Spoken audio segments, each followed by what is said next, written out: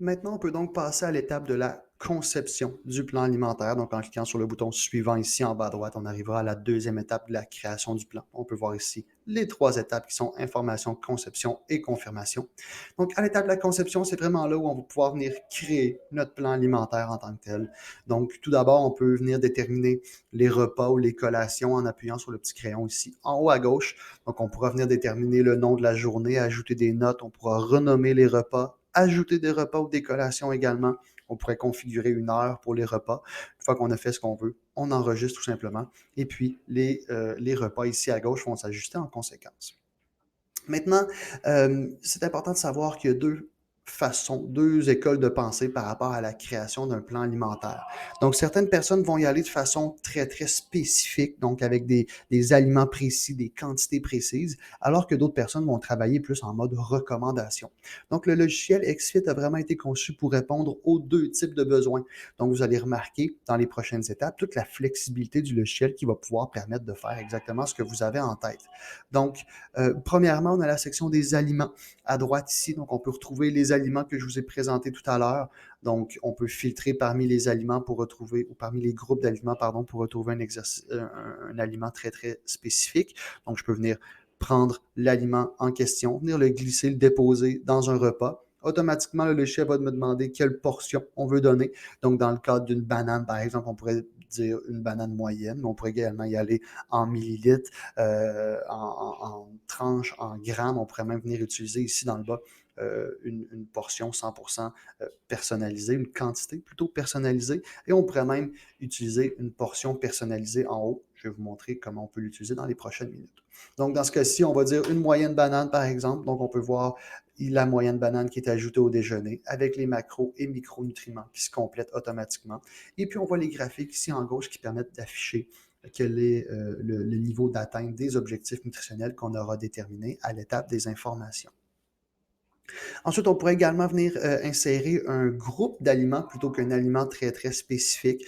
Donc, je pourrais par exemple prendre des noix, venir glisser, déposer les noix dans un repas en tant que tel, encore une fois. Je pourrais venir renommer mon aliment noix pour, par exemple, amandes, si je veux que mon client prenne des amandes. Encore une fois, on peut choisir la portion. Puis pour les gens qui travaillent plus en mode recommandation puis qui ne tiennent pas à donner de quantité précise pour un aliment, puis on pourrait, par exemple, ici venir mentionner que le client va devoir manger une poignée de noix.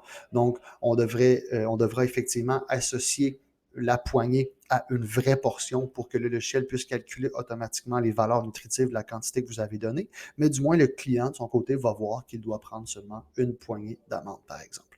Étant donné qu'on a pris la catégorie de noix pour l'insérer dans le plan alimentaire, eh bien, ce sont les valeurs nutritives de la catégorie noix, donc la moyenne de tous les aliments qui sont inclus dans la catégorie de noix, qui vont être prises en considération pour calculer les valeurs nutritives de l'aliment qu'on vient d'ajouter.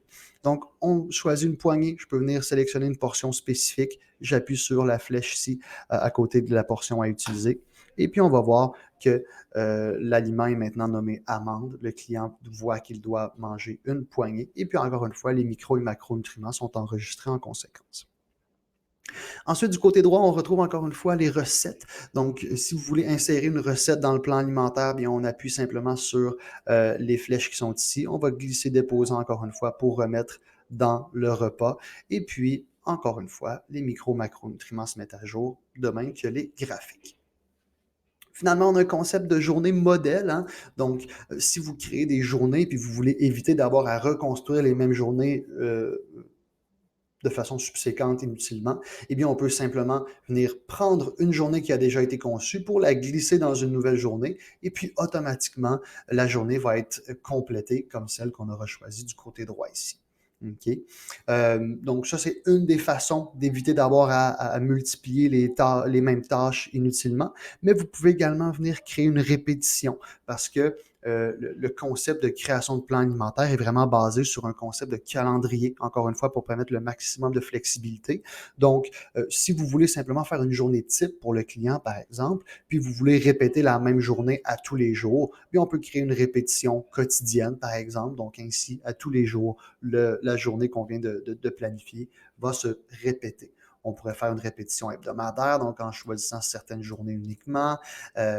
Donc, si on enregistre dans ce cas-ci, bien la répétition va être faite automatiquement. Puis, on pourrait également venir cloner la journée. Donc, si on veut faire une répétition qui est moins régulière, eh bien, je pourrais venir juste choisir les journées avec lesquelles je veux cloner ma journée. Et puis, de cette façon-là, toutes les journées que j'aurai sélectionnées vont se retrouver avec la même configuration que la journée qu'on vient de créer ensemble. Donc, je clique sur enregistrer. La modification sera faite pour les journées subséquentes.